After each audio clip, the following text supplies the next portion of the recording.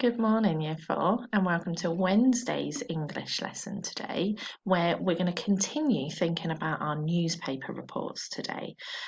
Today, we're going to start thinking about putting our plan together so that we'll be ready to write towards the end of the week. Okay, so before we start thinking about our plan, then, I want us to just recap the end of yesterday's lesson. So you'll remember right at the end of yesterday's lesson, I asked you to think about the main events of the raid from the Horned Helmet that we've been reading.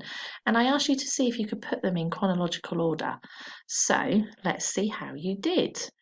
So the first thing that the Vikings did in the correct order was they landed their longships to begin their invasion. Okay, so you can see this one I've popped in first.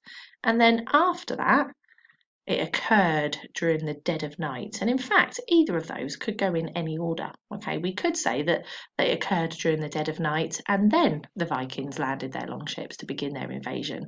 But we know the main thing that's happened there, the main event, is that the Vikings arrived ready to attack, okay, during the dead of night.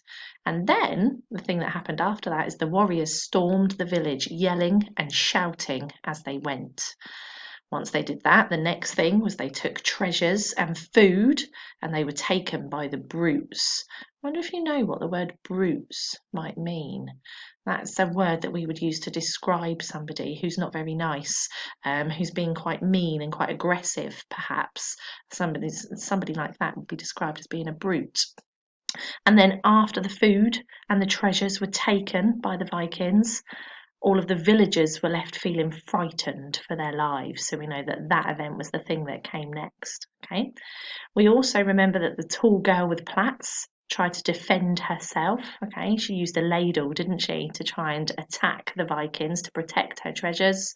However, she wasn't able to defend herself. She just wasn't big enough. And then the final event that we know that happened was Starcad remained in the chief's house and would not come away. Okay, and we heard about that bear sark mode. Okay, so the reason that I asked you to do that yesterday and being able to put things in the chronological order is because that's going to become quite an important part of our plan today. You'll also remember from yesterday's lesson, we looked closely at an example of a newspaper report, and this is going to be a good example, like the one that we're going to be producing by the end of the week. Okay, so a good newspaper report needs lots and lots of features, doesn't it, in order for it to be a newspaper report? And hopefully you've got your success criteria list there ready to go from yesterday. But just as a quick recap, we know that the newspaper report needs a catchy headline, possibly with some alliteration. So we'll be thinking about that today in our plans. It also needs a short orientation, so the beginning paragraph, which introduces the event. And we know in that orientation, we just include the key information, which is the who, the what, the when, the where, and also sometimes the why as well. Okay, there's 5 W's that we talked about. We also know that there needs to be the main event that's explained in chronological order. So what you did at the end of yesterday's lesson and the thing that we've just talked about will really help you with that. We know that it needs to be written in past tense because the news report would be written after the event has happened. We know that there would be detailed paragraphs explaining what's happened and perhaps some time conjunctions to help order the writing. Some emotive language to really try and shock the reader, a quotation from a witness, so somebody that was there and saw it happen. They might have been interviewed and share their opinion. And then finally, a reorientation to summarise the story in present tense. Okay, so we would bring all of those main ideas together and we change the tense to think about what might be happening now or also into future tense as well, what might be happening in the future. Okay, so now that we've recapped all of those things, now it's going to be time to start thinking about our plan. And on the Google Drive, you will find your planning outline. Okay, and I've split it up into sections so that you can see it nice and clearly. And we're going to have a go together, first of all, of planning our newspaper report so that you can see me doing it. And hopefully that will give you a really, really good idea to help you to be able to write your own. Okay, so thinking back to our success criteria list then, the first thing that was on our success criteria list was that a newspaper newspaper needs a catchy headline. So it will be a really good idea to plan our headlines together now. Now, I know that a headline needs to be big and bold and needs to stand out. So I know when I write my headline, I'm going to make sure that it does stand out and it's eye-catching. But for today, it's going to be more important to think about the types of words that we want to use in a headline, okay? The vocab choices, perhaps. And you can see that I've got in red here that we often use alliteration in a headline because that makes it memorable. You remember us talking about that yesterday. It makes it memorable and it stands out for the reader, okay? So when I use alliteration, it means that I use two words or even more that all start with the same letter. So I know that the Vikings were the people that attacked the village, okay? And the headline needs to just kind of grip the reader and give the main information. So because they are Vikings, and I'm trying to use alliteration, I'm going to say vicious Vikings, okay? So I've got my V here for both of those words. So I've used that alliteration, vicious Vikings, and then I want to say exactly what they did in just a few short words. Raid innocent village, okay? And I might even pop an exclamation mark there as well. So that's an example of a headline that I could use perhaps in my newspaper report. But when I'm planning, it's often a good idea to come up with more than one so that I can choose my favourite example tomorrow when I come to write my newspaper report. So I quite like the idea of alliteration for vicious Vikings. I'm going to try and think of another way that I could use alliteration. I remember the word brutes was included in my when I was ordering those items in chronological order. So I really want to use the word brute because I know that means somebody that's really aggressive. So then I'm going to need another adjective to describe those brutes that might also begin with B. I think I've got it. Barbaric brutes. Barbaric means really, really terrible, awful, okay? Barbaric brutes bombard village. And again, I've purposely chosen these words because they all start with the letter B. Barbaric brutes bombard village. Okay, and again, an exclamation mark on the end there to really make it stand out. Okay, so I'm just going to go with two different headlines today. You might be able to come up with some more ideas. 2 or 3 would be enough for your plan. Okay. And then once you've thought about your catchy headline, you're going to start thinking about your orientation. And we know, we've got this heading here to remind us, that in the orientation we just need the information that tells us the who that was involved in the main event, the what that was involved in the main event, the when, and the where. And sometimes we might also include the why as well, okay? But to start with, I'm just going to be thinking about these 4 W's, okay? So let's think about them. From the story, that raid that's happened in the Horned Helmet, who was involved? Well, I know the vicious Vikings, they were involved. Well, let's stretch that out so I can all write on the same line. So, vicious Vikings. Now remember, every time I'm writing the word Vikings, I've got that capital V as it's their name, okay, that proper noun. So, vicious Vikings were the people that were involved. But there was also somebody else involved, so some innocent villagers, okay, because they were affected by the raid too. So I'm going to include those in my who. And at this stage, because it's only a plan, I'm not writing in full sentences. I'm just jotting down my ideas so that tomorrow I can use these phrases and piece them together into sentences, okay? So then I'm going to move on to my what, the thing that they did, the what happened. So there was a terrifying raid, okay? And the thing that they also did was screaming and shouting, okay, and stolen goods, okay. So again, I'm just thinking about the key pieces of information, okay. Just going to make my writing smaller so I can make sure I fit it all in that box there. Okay, and then starting to think about the next thing that's in my orientation, then my when. When did this happen? Now, usually a newspaper report would be written straight after the event, okay, or fairly soon after the event. It's very unlikely that a newspaper would be written a year after or 2 years after an event that's happened, okay. It's usually reported fairly close to the event. So I can make this up because I know that this is a fictional story, and I know that the event that's happened was set in the year 1100s AD. So I'm going to be thinking about a date that would be quite close. Okay, so I'm going to go with last Monday. Okay, however, it could also be yesterday or this morning. Okay, any of those ideas, as long as it's fairly close, okay, so that we can use some words to describe when it might have happened. Okay, so again, I put more than one idea there so that when I come to write it tomorrow, I can pick and choose which one I think is most suitable. And then finally, my where did it happen? Now I know it was the village of Briar. Check the spelling there because you're going to be using that to help you in your own. Okay, and remember the name of the place this time. So again, it's got a proper noun, so it's a capital B. Okay, the village of Briar, and I know that that was on the coast of Scotland. Again, name of a place, so a capital S for Scotland. Okay, and that's going to be the main pieces of information that I'm going to need in my orientation. My who, my what, my when, my where. You might also include a why.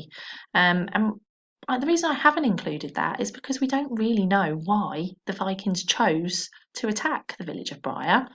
They just came across it, didn't they? Okay, but you might choose to include a why in there as well. Okay, so now would be a really good place to pause the video, have a go at creating your plan or the beginning of your plan, have a go at creating 2 or 3 catchy headlines and think about the details for your who, your what, your when, your where, okay, for your orientation. So pause the video now and come back to me for the next part. Okay, how did you get on with your plans? I hope they're coming together nicely. So now let's think about the next stage of our plan. Okay, so we know, thinking back to our success criteria list, we know that there's going to be a summary of the main events. So it's going to explain in detail the things that happened in the raid, but we're going to make sure that they're in chronological order. Now, the activity that you did at the end of yesterday's lesson is really going to help you with this. And I'm going to be using those ideas to help me as well. So, what was the first thing that happened? We know that they landed in their longships. Okay, so I popped that idea in there first. And in fact, I'm going to use some bullet points so that for now it can just be some notes, okay, some noted information. And tomorrow I'll be able to piece these sentences, these notes together into full sentences for my newspaper report, okay. So landed in their longships, I know was the first thing. And then using that list that we did at the end of yesterday's lesson, I know that the Vikings stormed the village and they were screaming and shouting. Okay, so I've combined 2 of those ideas together, okay, because they kind of happened at the same time. Okay, they stormed in screaming and shouting at the same time. And then the next thing that I know that they did was stole treasures. They also attacked villagers, and again I've put these together because they happened at the same time, and they also raided houses, okay, smashed them up. So once those things happened, we know that the next thing that happens that the villagers were terrified, okay, and some of them tried to defend themselves. Okay, so the villagers were terrified, they tried to defend themselves, and then finally the one Viking, capital V, remember that, one Viking remained in the chief's house. Oh, that doesn't say remained, let's try again. Remained in the chief's, apostrophe to show the house belongs to the chief, okay. So one Viking remained in the chief's house, okay. So those are the main events that happened in chronological order, and you might be able to add a little bit more detail if you think I've missed any out into your plan, okay, but you can use the activity that we did at the end of yesterday's lesson to help you with that. And then you can see we're going to be thinking about paragraph 2 after that. And we know that this is the point in the newspaper report where an eyewitness may give their account. So they might share what they saw. They might have been interviewed to be able to explain a bit more to the journalists as to what they've seen. Okay, so first of all, I'm going to think about the eyewitnesses that might have been there. Okay, so I'm going to be quite interested in the girl with the plaits. Okay, because she was the girl that tried to defend herself. So she's going to be my first eyewitness. Okay, and then I need to think about the sorts of things that she might say, the sorts of things that she might have seen that perhaps she could tell other people about. So I know that she's going to be talking. So I'm going to pop the speech marks in there to remind me, my quotation marks there to remind me to use them when I come to do my writing tomorrow. Okay, so the girl with the plaits, and she might say, I tried to defend myself and my house. However, make sure I fit in the box. However, they were just too strong. Okay, and again, I'll use my speech marks there to show that's the end of what she might say. Okay, so the girl with the plaits, she might be somebody that was an eyewitness there. I wonder who else might be able to comment. Perhaps some of the women that were in the houses that were left terrified. Maybe they might be an eyewitness. Perhaps some of perhaps the chief of the chief's house when he returned and found Starcad there. Maybe he might have been an eyewitness. Perhaps some of the men who had gone out fishing, perhaps they will have been interviewed and shared their account as well. But I would say a good idea would be to include 2 different eyewitnesses in your plan. Okay, so I'm just going to think about the next one that I'm interested in, and I'm going to think about a man collecting fish. Okay, so he's going to be another eyewitness, and again, he probably wouldn't have seen the event. He would have come back. So I came back to find my house ruined. My treasured possessions were gone. Okay, and again, I've included those speech marks there to show the sorts of things that he might say that show that he would be talking. Okay, so hopefully that's some ideas for your paragraph 1 and your paragraph 2 of your plan. So then the final job that we need to be thinking about today is our reorientation, that paragraph at the bottom of our newspaper report. And we know that that's written in slightly different tense because this is given advice to the reader of perhaps what they could do now or even in the future. So present tense or future tense is the tense that we would be using here in this paragraph. So in my reorientation, I want to say exactly what things are like now in present tense. Okay, so they left behind death and destruction. Okay, so that's what's happening now in the present tense. They left behind death and destruction. And then in the future, the villagers might be hope the Vikings won't return. Will not. I'm not going to use a contraction as it's a formal piece of writing. Will not return. Okay, so hope the Vikings will not return. And also, they might be keeping a lookout. So the villagers are watching the shores and keeping a lookout. Okay, in case the Vikings return. So I've just popped some ideas in there, things that perhaps would be happening now in the present tense and things that the villagers might be thinking about for the future as well. Okay, so hopefully that will help you with your plan. So what I want you to do now again is pause the video here and complete those next 3 boxes, your paragraph 1 box, your paragraph 2 box and your reorientation box, and use my ideas to help you. So pause now and come back to me when you're done.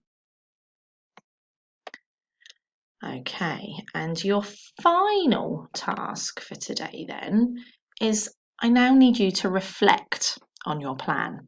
And I want you to be thinking about that success criteria that we looked at yesterday. You wrote your success criteria list yesterday within yesterday's lesson, so that's going to be really helpful for you. Or you could look at the success criteria list that I've got here on this slide for you. I want you to go through each of these points and I want you to check that your newspaper report or your plan so far has all of these in. Okay, so you've definitely planned your catchy headline. So we know that we can tick that item. Okay, and if I look back at my plan here, I've got two different catchy headlines. So I know I can give that a tick on my success criteria. Okay, I'm happy that I've planned that. My short orientation, my who, what, when, where. And again, I can go back on my plan. I can check it's there. Yep, I can see I've got all areas of that. So I'm going to go back to my success criteria list and give it a tick. As I go down, I know I've got my chronological order and I know that I will have planned those detailed paragraphs because the boxes on my plan help me to do that. Perhaps the thing that I'm missing is the vocab choices. I know that I've got my quotation from the witness and I know I've planned my reorientation. But the thing at the moment that my plan is missing is perhaps some time conjunctions and some emotive language that's really going to shock the reader. So I'm going to need to return back to my plan and add in to some of the boxes some of those time conjunctions that perhaps I could use. Words like first, after that, a while later, soon, eventually. Okay, they're the ones that I think would be suitable for my newspaper report, particularly when I'm thinking about the order. So that's why I've popped them into paragraph 1 box. Perhaps you could pop some time conjunctions into your plan as well so that you can remember to use them tomorrow. And then the other thing we need to think about is how we can make it shocking. So I've already said the fact that they were terrified. Okay, that makes it quite shocking here. And I've also used words like stormed, okay, rather than they ran, okay, they stormed the village. So I'm already starting to use some powerful vocab that might make it a bit shocking and add that emotive ideas to the reader. But I also need to think about perhaps how I could do that with my orientation here, okay, the terrifying raid. Perhaps I've got the idea that perhaps the brutes, I could bring that vocab in as well. So I really want you to think about the words that you're choosing to use in your plan, and again just jot down some words on your plan that you think that makes the Viking sound really terrifying and really shocking, and perhaps you can use those in your plan to help you with your writing tomorrow. Okay, so that's it for today, everyone. I can't wait to see your plans. Make sure your plans are full of information, like mine is, so that we can use those ready tomorrow when we're going to begin writing our newspaper reports. Bye bye for now.